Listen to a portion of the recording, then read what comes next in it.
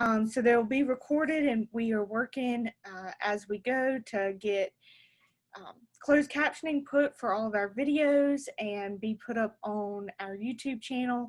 It does take us a little bit to go through that whole process to make sure that we do it right, but they will be posted on our YouTube channel shortly before the summer ends is what I'll say. But today we will welcome Miss Charmae Kendall from Duplin County, and she's going to teach everyone about feedstuffs and nutrition, and I'm going to turn it over to her.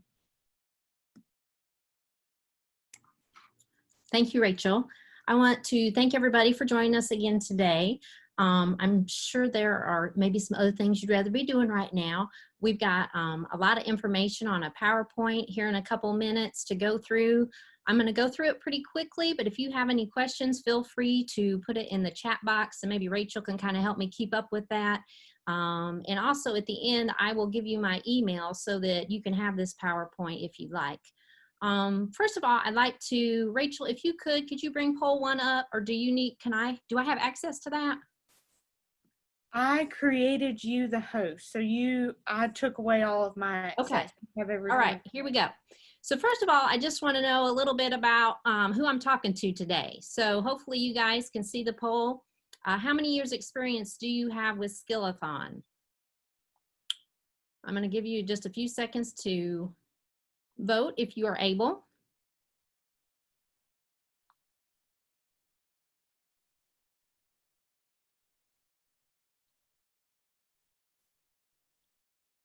Great. It looks like we have several beginners, which is super, and a few with more experience.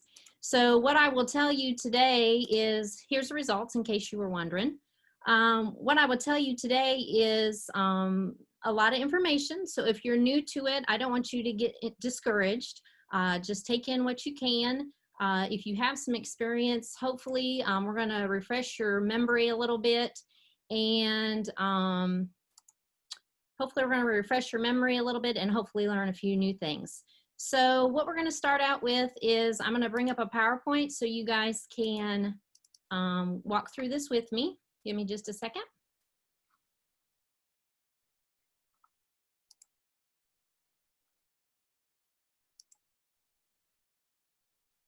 Okay. So as Rachel said, my name is Charmae Kendall. I'm with Duplin County 4-H. I work just with agriculture education here in Duplin County. So I'm really blessed that I love kids and I love critters. So I get to do both of those things every day. This, of course, has been a new challenge because I'm not real tech savvy, but I appreciate Rachel's help on this today. And I look forward to interacting with you guys a little bit. So first of all, today we're going to talk about the basics of feed. And one of the most important things is the 6 essential elements that make up feed. We're going to show some pictures of feedstuffs because one of the things you do with Skillathon is you have to identify the different feedstuffs, and then we're going to talk a little bit about some diseases that can come about if you don't have the proper nutrition. If you hold on just a second, I need to, okay. So proper nutrition is the key to any successful livestock operation. If you are not feeding your critters the right things, they are not going to do well at all. So proper nutrition is going to increase feed efficiency. So they're going to grow well with what they have. They're going to grow well each day. We're going to have maximum production, and nutrition and feed is a huge part of producing animals. So for say pig production, about 70% of the money that goes into making a pig is just in feed. So a lot of guys that put diets together, they spend a big chunk of their time seeing what feedstuffs are available and then balancing their diets to whatever is cheapest at the time. So if their nutritional needs are not met, it's kind of going to be the opposite of what we talked about just a minute ago. They are going to be unable to reproduce, so they're not going to be able to have babies. We're going to have some diseases and a loss of money. So this is a really pathetic picture. Can anybody tell me what breed that is? I'm not sure if you guys have already done the breed, but can anybody tell me what breed that is? Anybody want to talk to me today? Let me see. I currently cannot see a chat window, so I'm not sure if anybody's chatting or typing it in. Those are Katahdins, guys. Those are hair sheep, okay? And they look terrible. There is no way that an animal that is that skinny is going to breed back. I don't know if these girls got left out in the pasture and they forgot to feed them hay or didn't have any grass, but that is a really bad situation right there. So on average, these critters, any animals that are growing, they need to have about 2% of their body weight per day. So say I've got a 100-pound lamb, I'm of course going to feed it 2 pounds per day. So that is a percent that you want to keep in mind. So anytime that you're feeding animals, you know, kind of have a feel for how much they need every day, okay? So I think this is just kind of interesting. Probably all of you have seen the food plate for what we need to stay healthy. This is a food plate for cows, especially dairy cows. So you see that a big portion of their diet is going to be forages. A lot of that is because they are ruminants. Can anybody tell me what a ruminant is? I know somebody can talk to me today. Who knows what a ruminant is?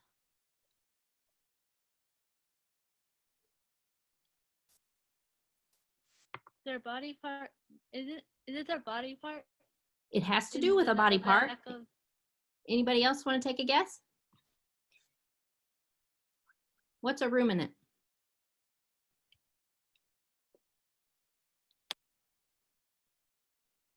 So a ruminant, they have 4 compartments to their stomach, right? So cows and which we'll talk about some more ruminants here in a second. Cows have 4 compartments to their stomach. So they are able to eat grass and hay and utilize it because of the bacteria in their first compartment of their stomach. Humans are called a monogastric, which mono means one. And so we just have 1 compartment to our stomach along with pigs and some other animals. So your ruminants are going to be your cows, sheep, goats. Those are the ones that are going to eat all of these forages. The concentrates are going to be like your proteins, and big animals like a cow are going to drink about 80 to 100 gallons per day. So we need to make sure they have lots of water available. So these are kind of the 3 different kinds of feed that you are able to feed to critters. You want to feed a complete ration, which means that it has everything in it, all the vitamins, all the minerals, everything they need to stay healthy is in that diet. So most of the pigs and the poultry are going to eat a ground feed, again, that has everything in it. And pellets is another way that they can take that ground feed and then put it into a machine that makes it into a pellet. And then finally, this is called textured feed. And you guys can see the corn in there, maybe some oats or barley. And I don't know that you can see it, but there's some cottonseed in there as well. That is a sheep feed that we're going to talk about some more here in a little bit. So these are the 6 essential nutrients that you need in your diets. We need to have carbohydrates, water, vitamins, minerals, proteins, and fats. So of those 6 guys, which is the most important, do you think? What's the most important nutrient? Water? It is water. Thank you. Thank you, Caitlin. It is water. So you can live a few days without some of these others, but if you do not have water, you're going to die fairly shortly. So water is super important and the most important nutrient. We need to make sure we have clean water available. And, you know, there's a lot of research on even making sure that you have the temperature of the water. Of course, we don't want it too hot because they're not going to want to drink it. So water is very important. So carbohydrates, they provide energy and circulation for the digestive system. So those things are things that we need just to live, right? So those are called maintenance energy. So the other kind of energy is called net energy. And they're going to take care of this maintenance stuff first. And then if you feed them correctly and they have enough left over for net energy, they're going to go ahead and grow and reproduce, okay? They are composed of sugars, starches, and cellulose. And cellulose is classified as a fiber. It is an insoluble portion of the carbohydrate and can only be utilized by ruminants.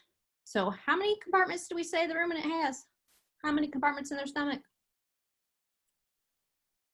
4. Thank you, Caitlin. Yes, 4.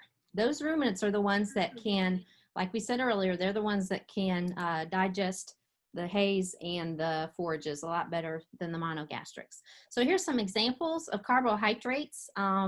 Beets is definitely not one of my favorite things to eat, but it is something that is a great carb or great energy for critters. You can either get it in shreds or beet pulp, or you can get it in pellets. Another kind of cool thing is citrus pulp. And that's basically after they get the juice out of the orange, the rind and the inside of the orange is left. When you are looking at your feedstuffs and trying to identify them, this one smells like oranges. So it smells sweet.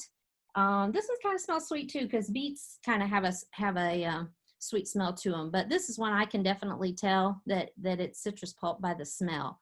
You're not allowed to touch the feedstuffs at the contest, but you can take an easy whiff at them. You're not going to want to smell too hard because you don't want to get some of the vitamins or minerals up your nose.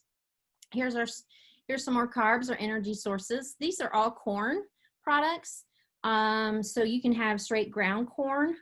You can have corn gluten or distiller's grains. Distiller's grains is what is left over after they make beer, actually. This is a byproduct that we were able to feed. So these are just some options with corn. These two are considered more of a protein value than just straight corn, because they've taken some of the carb out and it's got a higher percentage of protein in these, okay? So some of these are gonna fit in multiple categories, and you just kind of stick them where the most is found, because everything has a little bit of protein in them, but very few things have enough protein to really matter. So forages, there's all sorts of different options there. We can have fresh grass, we can have hay. Again, they can go ahead and put it through a machine and make pellets or ground alfalfa or hay. So those are some different options for forages. Some more carbs. If you look closely here, you can see the peanut shell. Okay, so these are more carbs. The shell itself does not have any protein value like the peanut. So that's why we put the shell in the energy category. And here are some buckwheat, which we don't see a lot of that around here, but it's a really good one to stick in a Skillathon contest because they have an obvious shape to them. Some more carbs. We've got these. I put them on the same slide because they all look alike. They all grow similar in that they grow up on a stem and the seeds grow on a head. This is what you're seeing in the fields right now, at least around here. Our guys have not started picking wheat yet. There's a few oats out there too, but wheat is very common in our area. It's a good winter crop that the guys can grow. So if you look at these three, we've got oats, barley, and wheat. Wheat is a little bit smaller. It's not as long. Oats are going to be a little bit longer. And to me, barley is a little bit poofier, and the hull on the outside is a little more obvious. It has kind of a thicker shell on the outside. Wheat mids are going to be just kind of some leftovers after they process that wheat. So the carbohydrates make up the largest portion of the diet, of the poultry diet or any diet. So luckily they are not super expensive because they're plentiful.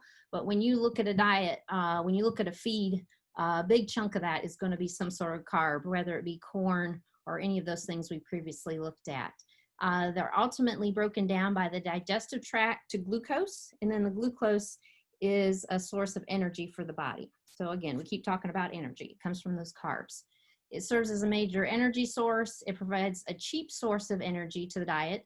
So when we talk about proteins here a little bit, they are quite a bit more expensive. And as I already said, they make up the biggest portion of the diet. They serve as a major source of, I think I've got some repeats here, right? Provide the cheapest, I think that's definitely a repeat. Sorry about that, guys. So let's do poll 2. I think I've got to stop sharing the screen, go to my poll.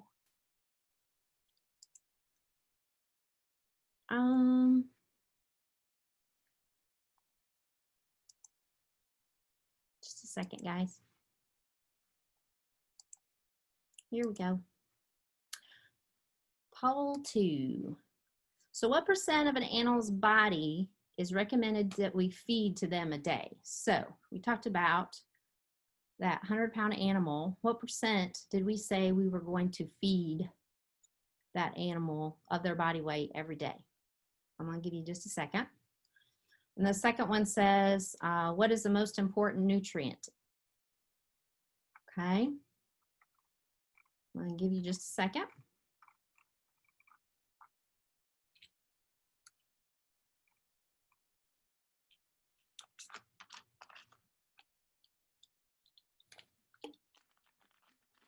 All right.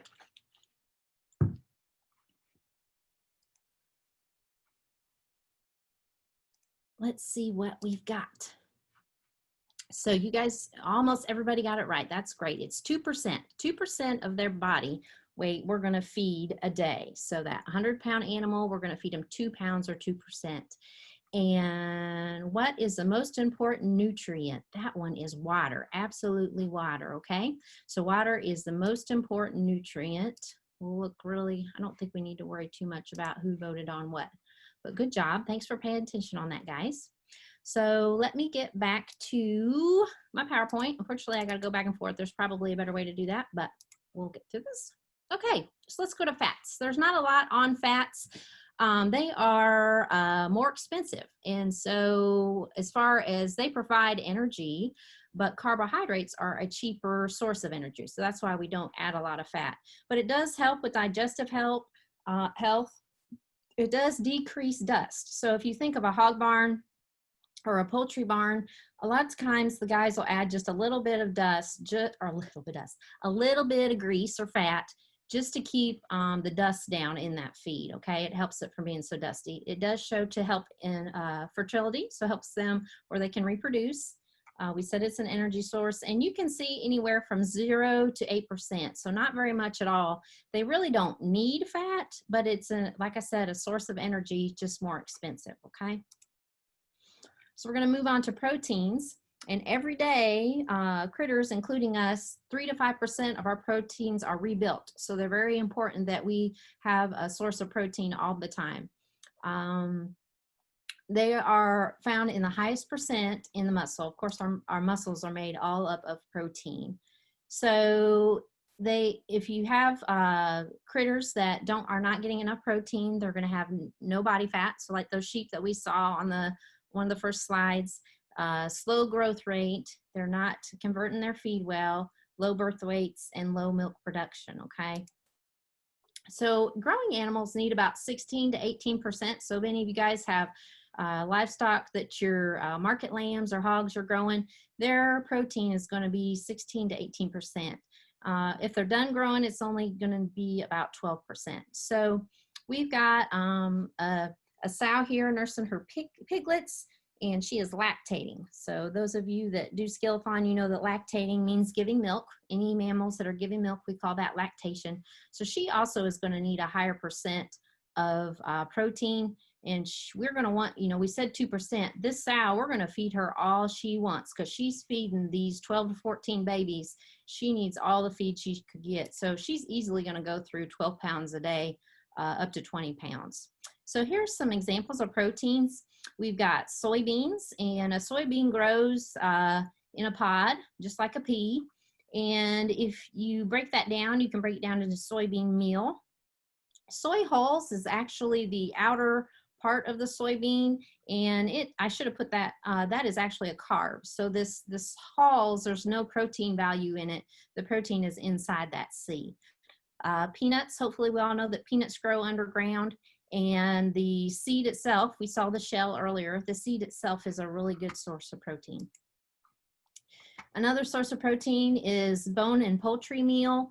A good way to look at this one and know what it is to me, it smells like noodle soup. So if you get a chance to whiff it, this one smells like noodle soup to me, and they look a lot alike. I don't think you're ever going to see a contest where they put bone and poultry all right next to each other and ask you which is which, because they look a lot alike.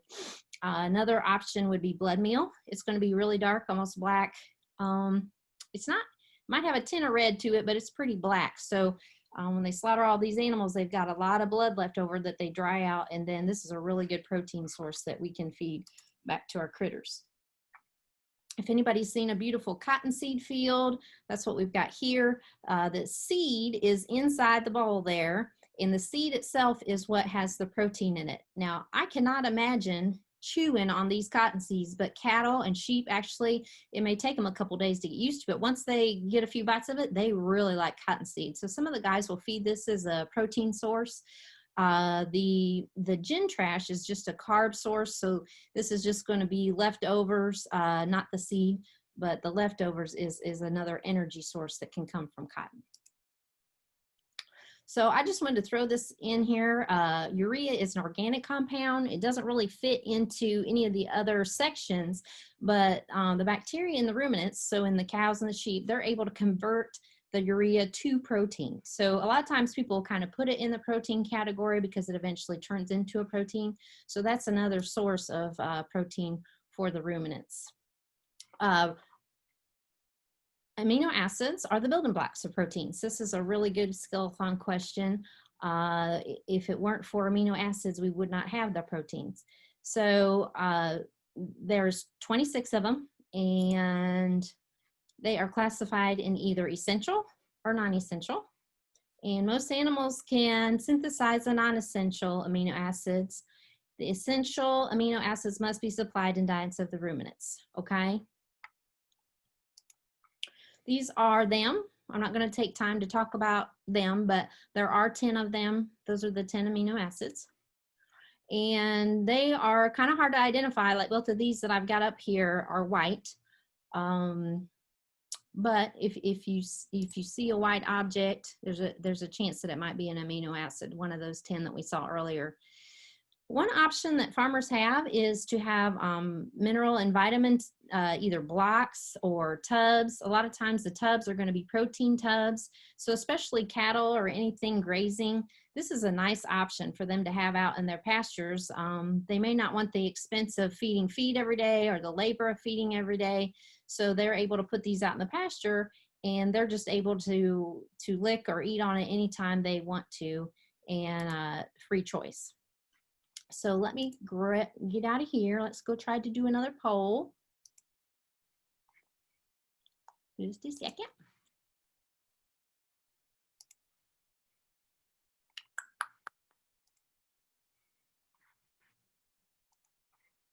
Here we go. So this one, which nutrient is most likely to be deficient in the diet? Which nutrient is most likely to be deficient? We talked about it being really expensive. And then the next one is, which percent protein does a growing animal need? You guys are quick, you're doing good. And what are the building blocks of proteins? Give you just a couple more seconds.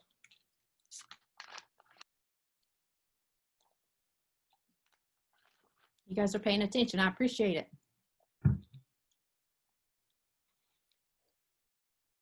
Okay, so most of you got it right. Which nutrient is most likely to be deficient? That's going to be protein. We did say that it's more expensive, so farmers sometimes don't like to spend the money on it, even though it's super important. What percent does that growing animal need? They need about 16 to 18%, okay? 16 to 18% for growing animals on the protein needs. And finally, the amino acids. You guys were listening there. The amino acids are the building blocks of protein. Very good. Okay. How are we doing, everybody? Let me see. I'm going to try to look at your faces a little bit here a second. There's not very many faces there. Y'all are hiding from me today. Is everybody doing all right? Can you give me a thumbs up if you are there? Are you listening? The Kinlaws, I see you. I have to tell y'all, this is not very fun for me. I would much rather be with you, but I'm glad you're here today. Okay, so let's get back to our PowerPoint here. We're going to keep rolling. Oh, here we go. So I'm actually going to try to show you a video. Hold on just a second. NC State has a website.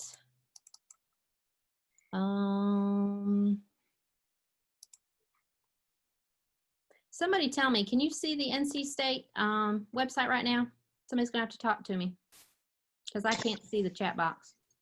No. No? We can only see the headline. Okay.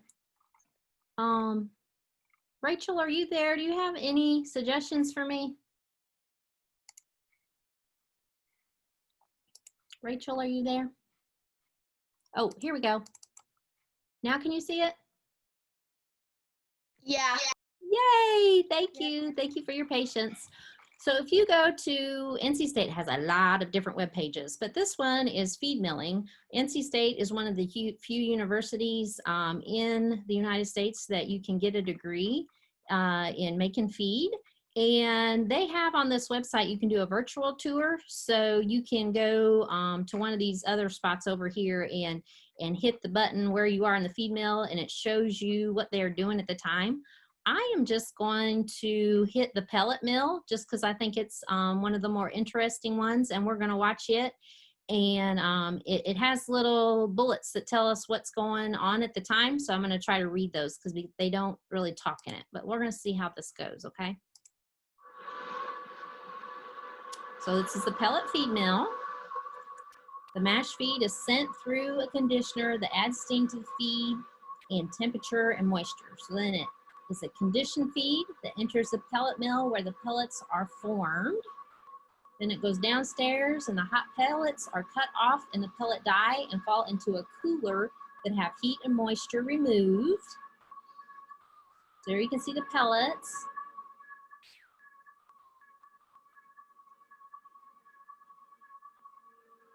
After exiting the cooler, pellets are either crumbled or sent to a bin ready for bagging and loadout. So it's really loud in a feed mill. That's probably the reason they have these captions. In order to improve the feed conversion, feed is often pelleted to make sure the animals are ingesting what they need. So that's a good point. That's a good point. Those pellets have everything that animal needs, and every bite they get is the same consistency and has everything they need. If you feed like a texture diet, sometimes the animals will sort through and only eat what they like or want. So that's not good. Okay, so you guys at some point you may want to check that out. Go to NC State's feed mill and take that virtual tour and check out some of those other videos. So we are up to minerals, and there's lots of information here. We are going to go through, like I said, go through it pretty quickly, and you guys can look back to it if you want to for in the future. So we have minerals are inorganic, so they don't have any carbon in them. There are macrominerals that they need in larger amounts, okay? So these are ones we need to put a little bit more in the feed than the microminerals that we'll talk about in a second. So calcium and phosphorus, of course, really important for bone growth. Magnesium is causes chemical reactions in the muscles and skeletal growth. And we have potassium, which is uptake of glucose, sulfur, protein synthesis, and sodium chloride helps with the water balance to provide iodine. The microminerals, we have chromium, activates enzymes producing energy. Cobalt is a part of the molecule of vitamin B12, and copper is necessary for iron absorption. A couple more microminerals. Iodine is needed for the thyroid gland and the synthesis of hormone thyroxine, and then iron is required for production of hemoglobin. Hemoglobin is a protein in the red blood cells that transports oxygen, tissues, and carbon dioxide from tissues. So these are ones that are important for bone health. I don't even know if I can say this. Molybdenum, it serves as the purpose of part of the tooth in animal. Fluorine are bones and teeth. Zinc is important for bones, skin, hair, and feathers. Magnesium is an important part of bone and bone clotting. So like I said, if you guys are trying to take notes, I'm going to have my email at the end, and I can get you all that information. I can send you this PowerPoint via email. Jumping back a little bit to grass and roughages, depending on what the soil is like in the area, depends on what vitamins and minerals are in the plants that grow on it. So like in our area, we have plenty of iodine in our soil because the iodine is blown in off of the ocean and ends up in our soils. Some places further in the middle of the country have trouble with iodine deficiencies when they're feeding forages and grasses. So they have to make sure in those salt mineral blocks that they've got some extra iodine in them. As they mature, so as the grass grows, they're going to lose some of their minerals. So just like anything, as it ages, it's not as good as it was when it was younger and fresher. So if you have critters grazing, it's a good idea to make sure they're on nice fresh grasses, because once they get older, they're not going to be as good for the animals to eat. Selenium, along with vitamin E, helps to prevent white muscle disease. So that is a disease that we see in cattle and in sheep, and it's a muscle disease, so they have trouble getting around. Okay, and if they were to look at those animals after death, the muscle is actually white, so that's the reason they call it white muscle disease. So we need to make sure we have plenty of selenium and vitamin E to avoid that. Cows' bodies will actually deplete their own reserves to ensure neonatal adequacy. So we got some big words there. Does anybody know what neonatal means? Does anybody want to talk to me and tell me what neonatal is?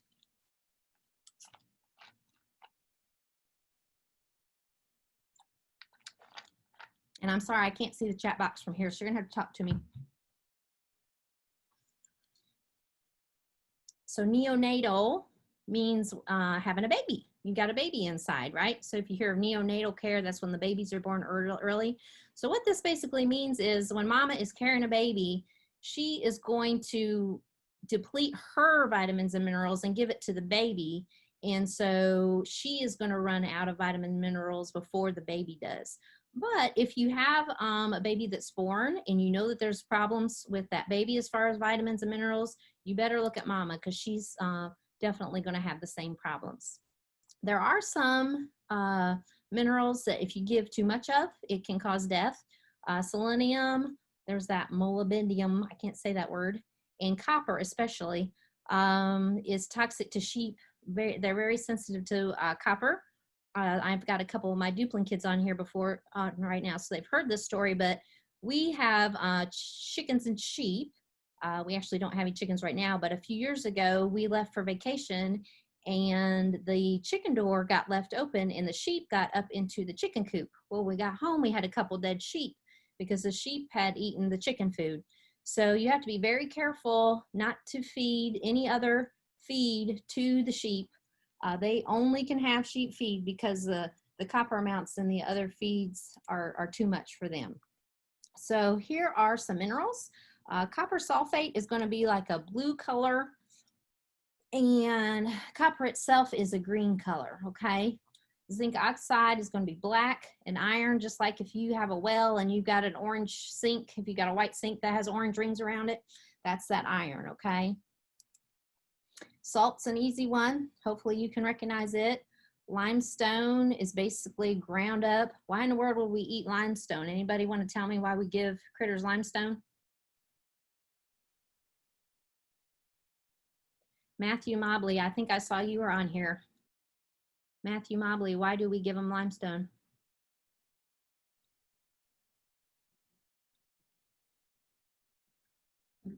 For calcium, Miss Charmae. Yay, thank you, Matthew. Thank you for letting me know somebody's out there.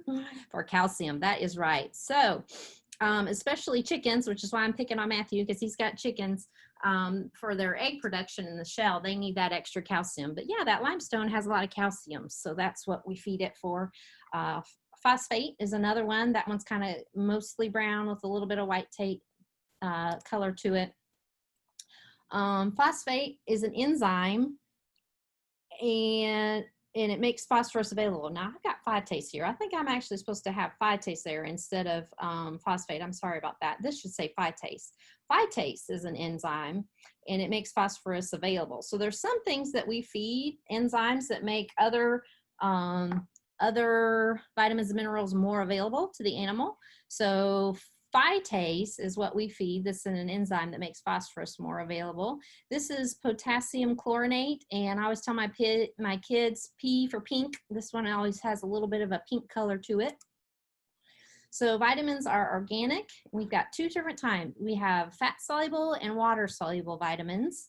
The fat-soluble are stored in the fat and they're released when needed from the body. So they can be stored for a while. So if an animal goes for a few days without eating, there's not a problem. You don't need to worry about the fat-soluble because they're gonna have some fat-soluble stored up. Now, water-soluble vitamins are dissolved by the water.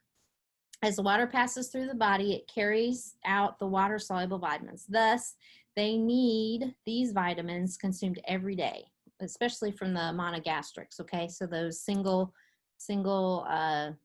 compartment stomach animals like pigs.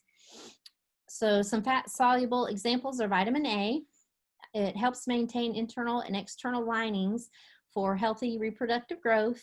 And a sign of vitamin A deficiency include watery eyes, a rough hair coat, and reduced growth rate. And here in a second, you'll see me talk about night blindness as one of the diseases. And so some of these eye things, that's a sign of night blindness, okay? We'll talk about that a little bit more here in a second. So carotene is a precursor of vitamin A. We find carotene in plants, okay? So the amount of vitamin A in a roughage is typically indicated by the greenness. So the greener the grass, the more vitamin A that's going to be available for those critters to eat.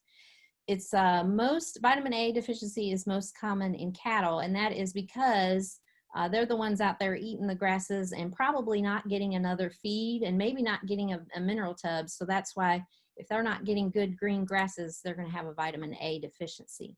Vitamin D, some more fat-soluble vitamins, they regulate absorption of calcium and phosphorus. Animals make their own vitamin D when exposed to sunlight. So that's something that we can get when we're outdoors.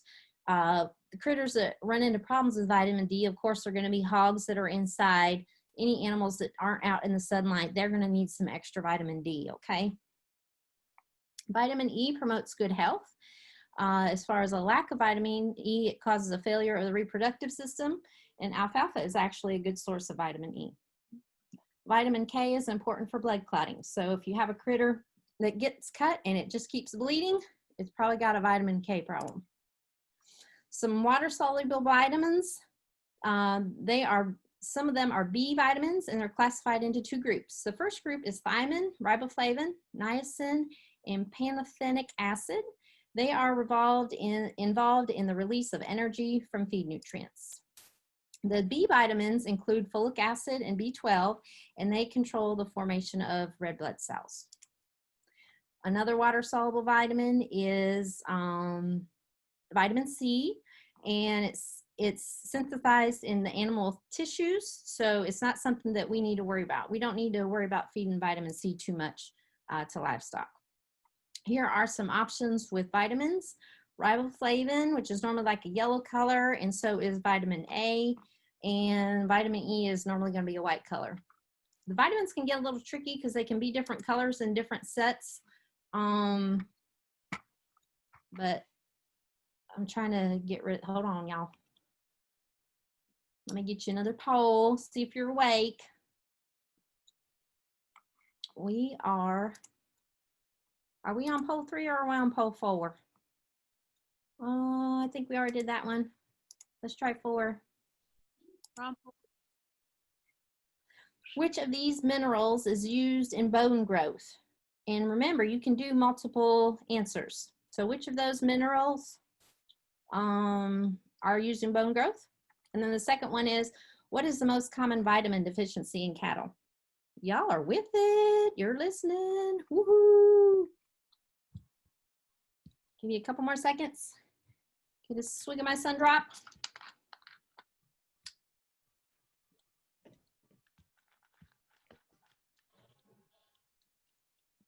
Some of you are still voting. I'm going to give you a second.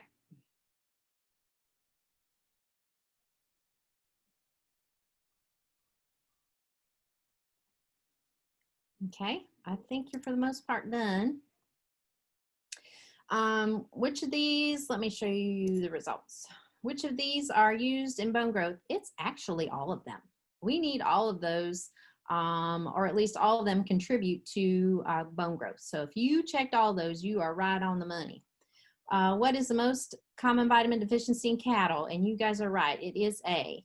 We talked about those cattle being out and needing some extra vitamin A. So I think we're getting in the short rows here, guys. Let me go back to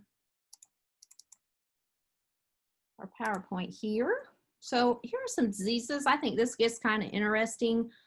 So we can link this nutrition back to how important it is and how it can cause some problems. Grass tetany is one that is from not enough magnesium. And when you see it, it's the critters are going to have an uncoordinated gait, so they're kind of stumbling around, nervous, muscle spasms. Grass tetany is actually one that you are lucky if you find it in time to help them out, because they will die in a hurry with grass tetany. A lot of times it happens in the spring of the year or whenever you're getting really quick growth in your pastures, because as that grass grows really quick, it doesn't have as much magnesium as it normally would. Another time you might see it is when the guys are spraying spray fields and that grass is growing really quick, and the water that they're spraying from the lagoons might have high nitrogen or potassium, and that makes it even worse. And so those cows can have a really quick problem. So it's really important that farmers check them every day. And a lot of times guys will even do maybe some hay samples, because you can, even if you cut the grass when it has these high nitrogen levels that cause the low magnesium levels, it can cause problems when they're feeding the hay later. So that's kind of a scary deal right there, because it just happens so quick. White muscle disease we talked about earlier, and there's a lamb with the white muscle disease, just not able to get around well at all. Some more diseases: pregnancy toxemia. It's also known as a twin land disease. It's just too low sugar. The reason they call it twin land, she's trying to give energy to two critters inside that belly, and she's evidently not getting any feed or not getting enough feed, and they are sucking all the energy out here, and she literally cannot even lift her head. This kind of happens late in gestation, and all she needs is sugar. All you need to do is find some form of sugar, whether it be molasses or glucose, get that into her, and normally you can help them out pretty quickly if you catch it. Anemia, of course, the iron deficiency, and that's pretty common in humans as well. Calcium, that's if they don't have enough calcium, it can cause milk fever. A lot of times you'll see this one right after they give birth, especially with cows, and they don't have enough calcium. So you just need to give them a dose of calcium, and you can get that in a paste, and that one's pretty easy to treat too as well, as long as you find it right away. So there are some things that you can do to see if they're a vitamin and mineral deficiency. Of course, observation. So we just talked about different things that you can observe, and if you're seeing it, then you can treat it. You can do a blood test. That's a little tricky, because that blood test is only as good as the day you take it. So say for some reason that animal eats something different that day than they had the previous 2 weeks, it might affect the results. And if you're having death, you can do liver samples, which is the best way to see if you have vitamin or mineral deficiencies. So we're about done here, but I wanted to mention a couple more things that have to do with nutrition, especially in calves or horses. If you're feeding them the extra energy, if you're feeding too much energy, their hooves will grow out, and this can lead to lameness. These can cause all kinds of problems if these hooves get too long. A lot of us that feed show calves, we actually go and take, because we're feeding them more, because we want them to grow well and look pretty. So, but their feet grow. They're getting too long of hooves, so we'll take them and get their feet trimmed on a turntable and get those trimmed down a little bit. So founder is something that we have to watch out for when we're feeding animals. I thought this was kind of fun. These are Skittles.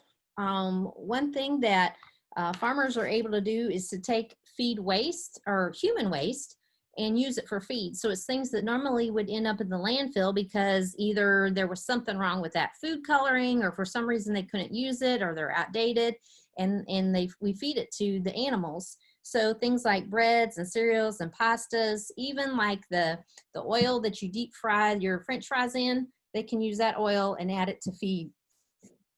It's normally really cheap. The problem with it is a lot of times it's in pretty big bulk, and the biggest expense for the farmer is to get it shipped to their farm. So even if it's free, sometimes it's not the best option. Okay. So if they eat all these Skittles, if you eat a bunch of Skittles, your blood sugar goes really high, right? And that is not good for you. But because they have those 4 compartments to their stomach, it's absorbed into their bloodstream a lot quicker than it would be for humans. Now you are going to want to add some extra roughages to kind of balance that out. So if they do feed these odd items, they do have to balance the diet. My husband works for Prestige and does pig diets, and he occasionally gets cookie meal. So when you smell that feed, it smells like cookies, but they feed it to their hogs. And I think that's kind of funny. So we're going to do, I think we've got one last poll here. Just a second.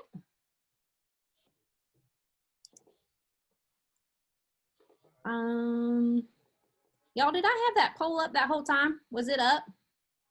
You haven't been looking at a poll, have you? No. No? I hope not. Okay, just a second. Okay, so this one's about disease. A late gestating ewe is unable to stand. What could be her diagnosis? So a late gestating ewe, is it going to be toxemia, mastitis, milk fever, or ringworm? What do you think her problem is?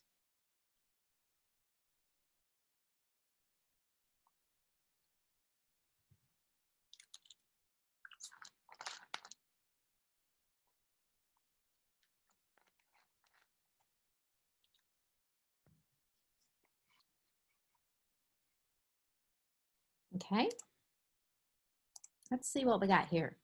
So you're right, it's most likely going to be toxemia. And so all we need to do is give her some sugar of some sort. Mastitis, if you'll remember, mastitis would be an infection in the udder. So that may be a problem in late gestation, but that's not going to keep her from getting up unless she's like got a super high fever or something. And if she hasn't had the babies, that's likely not the case. Milk fever, a lot of times it could be milk fever, but it's more likely to be toxemia. Milk fever normally comes along after they have the babies. And then of course it's not going to be ringworm because that's going to be a skin problem. Okay. So I think I've got, let's see what else we got here. Oh, I forgot about the feed tag. So let's look at this really quick. This is a feed tag off of our show lamb feed at home. And I just want to go over some really basic things with you guys. All diets are based off of the protein, right? We said that was the most important thing. So can anybody tell me what % protein is in this feed? What % protein have we got? Again, I can't see the chat box, so somebody's going to have to talk to me. 17%. 17%. Thank you. Somebody's out there. I appreciate it. So this one is based on 17%. And crude protein is always, can y'all see my cursor? You can, can't you? Can you see my cursor, my mouse? Yes. Yes? Yes. Yes, Yes. thank you. Okay, so crude protein is always listed first, again, because that's what we base it on. The other thing I want to mention is this one has, I'm going to try to say this word, lacid. So this, does anybody have any idea why we would have, does anybody know want to take a guess what that is? If we're feeding it to sheep, it's something growing sheep might need. Anybody want to take a guess?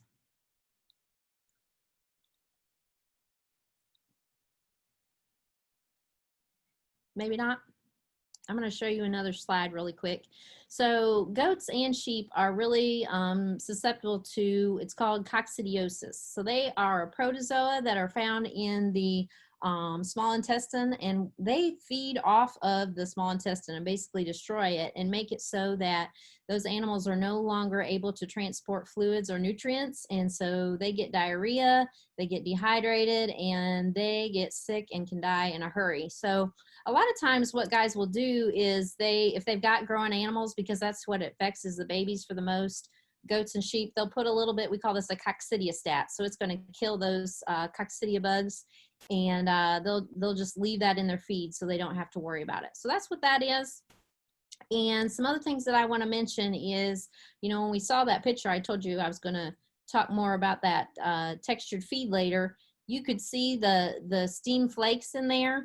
And the corn, the steam part of the corn makes it so the Animals are able to absorb those nutrients from the corn easier. And this first ingredient is going to be the one that there is most of in the feed. So it goes from the things that are most in the feed to the things that are the littlest in the feed, okay? It's going to tell you how much to feed it. It's going to tell you, like, it's give some warnings, like this one says, don't feed it to your horses, I think is what it says there.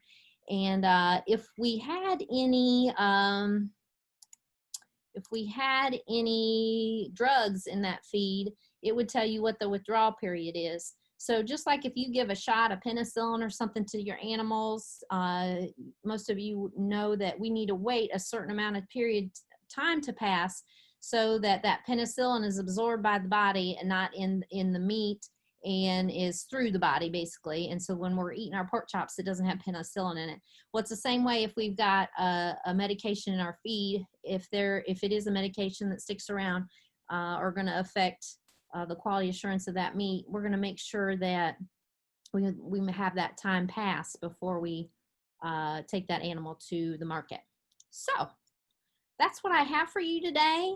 I'm going to leave the slide up for just a second. That is my email. Feel free to write it down and email me, and I'll be happy to send this slide to you, this presentation, because I know that was a lot of information, and you probably, unless you're really good, did not get a chance to write that all down. Do you guys have any questions for me? Can you show the email again? I can. Just a second, baby. There you go. Does anybody else have any questions? I want this virus to be over in a minute. Caitlin, I think I hear you, but I can't hear what you're saying. I wish this virus would go away. Caitlin's one of my 4-H'ers. She's ready to see me, and I'm ready to see her, and I wish the virus is over too, but we're going to make the best of it. Does anybody else have any questions? Yeah. Anything about nutrition you'd like to ask?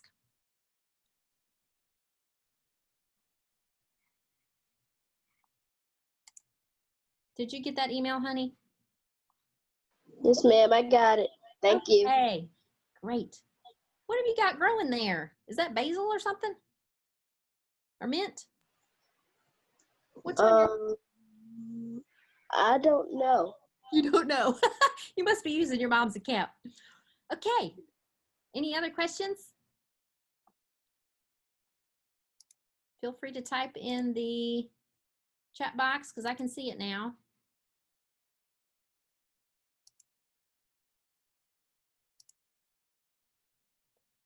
I see a Daisy. Is that Daisy Brown? Or Daisy, what Daisy have we got? Brown. Yeah. How you doing, girl? Good. Good. I probably know a lot of y'all. I appreciate you joining us today.